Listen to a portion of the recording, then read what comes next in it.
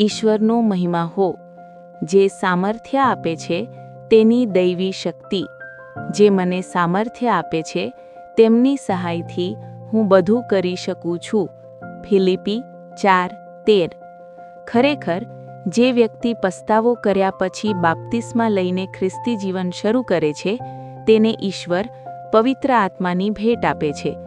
પવિત્ર આત્મા આપણા પર આવશે, પછી આપણે શક્તિ પ્રાપ્ત કરીશું અને શક્તિશાળી બનીશું.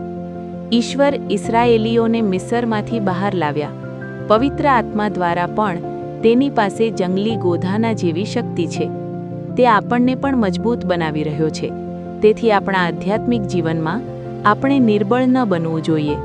આપણે ઇસ્રાયેલના લોકોને તેમના અરણ્ય પ્રવાસમાં રસ્તામાં થાકેલા અને નબળા પડી ગયેલા જોઈ શકીએ છીએ, અને દુશ્મનોએ પાછળ રહી ગયેલા નબળા લોકોને માર માર્યો હતો. જો આપણે આપણા શત્રુ તરીકે નિર્બળ પડી જઈએ તો પણ શૈતાન આપણને ગળી જશે. જ્યારે તેઓ ઇજિપ્તમાંથી નીકળ્યા ત્યારે તેમના કુળોમાં એક પણ નિર્બળ ન હતો. તેઓ તેમની યાત્રામાં નિર્બળ પડી ગયા અને નાશ પામ્યા. તેથી આપણે પણ તેમની જેમ નાશ ન પામીએ. તેના માટે આપણે પ્રભુની રાહ જોવી પડશે અને આપણી શક્તિને નવીકરણ કરીને જીવવું પડશે. કારણ કે આપણી શક્તિ ઈશ્વરમાં હોવી જોઈએ અને શક્તિથી શક્તિ તરફ આગળ વધવી જોઈએ. તેથી તે સિયોનમાં ઈશ્વર સમક્ષ હાજર થાય છે. તેથી જે આપણને સામર્થ્ય બનાવે છે તેના દ્વારા આપણે બધું જ કરી શકીએ છીએ. અહીં આપણી મુખ્ય કલમમાં આપણે જોઈએ છીએ કે આપણે ખ્રિસ્ત દ્વારા બધું કરી શકીએ છીએ, જે આપણને સામર્થ્ય બનાવે છે. જ્યારે ઈશ્વરે માણસનું સર્જન કર્યું અને તેને એદન બગીચામાં મૂક્યો, જેથી તે તેને સજાવે અને બગીચાની સંભાળ રાખે. ઈશ્વર તેને બગીચામાં જે પણ કામ કહે તે તેણે કરવું જ પડશે. પરંતુ ઈશ્વરે બનાવેલા ઝાડ પરના સારા ફળો તે પોતાના ખોરાક તરીકે ખાઈ શકે છે. તેથી તેને રોજિંદા જીવન માટે કામ કરવાની જરૂર નથી, પરંતુ તે બગીચામાં ઈશ્વરે જે કાર્ય કહ્યું હતું તે કરીને જીવતો હતો. પરંતુ પાપને કારણે માણસને બગીચામાંથી કાઢી મૂકવામાં આવ્યો અને તેણે આ પૃથ્વી પર દુઃખમાં જીવનભર ખાવાની જરૂર છે, અને તેના ચહેરાના પરસેવામાં તેણે રોટલી ખાવી જોઈએ. તેને એદન બાગમાંથી હાંકી કાઢવામાં આવ્યો, જેથી તેને જમીન ખેડવાની અને ખેતરની વનસ્પતિ ખાવી પડે. જે માણસ પોતાના જીવનમાં પતન પામ્યો હતો તેણે ઈશ્વરના કાર્યો કરવાને બદલે પોતાના રોજિંદા જીવન માટે સખત મહેનત કરવાનું શરૂ કર્યું. પરંતુ જે માણસ બાપ્તિસ્મા પછી ભગવાન પાસે પાછો ફરે છે તે ઈશ્વરનો પ્રિય પુત્ર બને છે. તેથી ઈશ્વર તેને તેના કઠિન પરિશ્રમમાંથી બચાવે અને તેને તેની પ્રિય ઊંઘની જે પણ જરૂર હોય તે બધું આપે. માણસ જમીનમાં બીજ નાખે છે, તે સૂઈ જાય છે અને રાત દિવસ જાગે છે, કારણ કે પૃથ્વી પહેલાં પાંદડા, પછી કાનમાં પૂર્ણ દાણા, પછી પોતાને લાવે છે.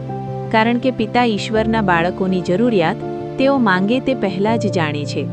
ઈશ્વરના રાજ્યની શોધ કરનારા ઈશ્વરના બાળકો ખાવા, પીવા અને કપડાં પહેરવા માટે જરૂરી બધું જ આપે છે. તેથી જે માણસ ઈશ્વરનો બાળક બને છે તે તેના રોજિંદા જીવન માટેના નિરર્થક શ્રમથી મુક્ત થાય છે, કારણ કે આપણો દેવ આપણને ખ્રિસ્તમાં સામર્થ્ય બનાવી રહ્યો છે. જેઓ પ્રભુએ આપેલા કાર્યોને અંત સુધી રાખે છે તેઓ પ્રભુની જેમ શક્તિ પ્રાપ્ત કરશે. તેઓ એવા છે જેમને ઈશ્વરના સિંહાસન સુધી લઈ જવામાં આવશે, અથવા જેઓ ઈસુના શબ્દો સાંભળે છે અને તે મુજબ પિતાની ઈચ્છા પ્રમાણે કરે છે તેઓ જ ઈશ્વરના રાજ્યમાં પ્રવેશ કરશે. તેથી ઈશ્વરના બાળકનું જીવન એ સામાન્ય જીવન નથી જે જીવનની ચિંતાઓને પ્રાથમિકતા આપે છે. આપણું જીવન પ્રભુની સેવા કરવાનું જીવન છે. તેથી આપણે જે કંઈ કરીએ છીએ તે હૃદયપૂર્વક કરીએ, કારણ કે આપણે જાણીએ છીએ કે પ્રભુ આપણને વારસાનો બદલો આપશે. તે દિવસે જો આપણા કાર્યો ટકી રહેશે તો જ આપણને ફળ મળશે. જે કાર્યો નિરર્થક છે તે નાશ પામશે અને નુકસાન સહન કરશે. તેથી પ્રભુ આપણને સામર્થ્ય બનાવે છે. આપણે હંમેશા પ્રભુના કાર્યમાં વિપુલ પ્રમાણમાં રહેવું જોઈએ. આપણે જેમને પ્રભુમાં શક્તિ છે તેઓ શક્તિ મેળવવાની શક્તિ પ્રાપ્ત નથી કરતા. ન તો પ્રભુની રાહ જુઓ કે તેઓ પોતાની શક્તિને નવીનીકરણ કરે, પણ જો આપણે નિર્બળ બનીને જીવીશું તો આપણું જીવન દયનીય બની જશે. એવું કહેવાય છે કે સ્ત્રીઓ નબળી પાત્ર છે, પણ જો આપણે દલાઈલાના ખોળામાં પર સૂઈને જીવીએ તો આપણી નબળાઈ સામસૂનની જેમ આપણે આપણી વાસ્તવિક શક્તિ ગુમાવી દઈશું, જે આપણી પાસે છે, જેનાથી શૈતાન આપણને પકડી લેશે. આપણે પણ આદમ જેવા બદલાઈ જઈશું, જેમ શૈતાનને તેને રોજિંદા જીવન માટે સખત મહેનત કરાવડાવી હતી, આપણે પણ એવા બનીશું જેમ સામસૂનની આંખો કાઢી નાખવામાં આવી હતી અને તેને બેડીઓથી બાંધવામાં આવ્યો હતો અને તેણે જેલમાં દળ્યું હતું. આમ આપણે સ્વર્ગીય દ્રષ્ટિ ગુમાવી દઈએ છીએ, ઈશ્વરના રાજ્યથી વિમુખ થઈ જઈએ છીએ. શૈતાનના જેલમાં રોજિંદા જીવન માટે સખત મહેનત કરીને, આપણા આખા જીવનને પીસીને. શું આપણે આપણા આધ્યાત્મિક જીવન ગુમાવીને આપણા પ્રિયજનો માટે જીવનની ચિંતાઓ માટે નિરર્થક દુઃખ સહન કરી રહ્યા છીએ? ઈશ્વર પણ પાપીને શ્રમ આપે છે, જેથી જેઓ ઈશ્વરને ખુશ કરે છે તેઓ ભેગી કરેલી અને ઢગલી કરેલી સંપત્તિનો આનંદ માણી શકે.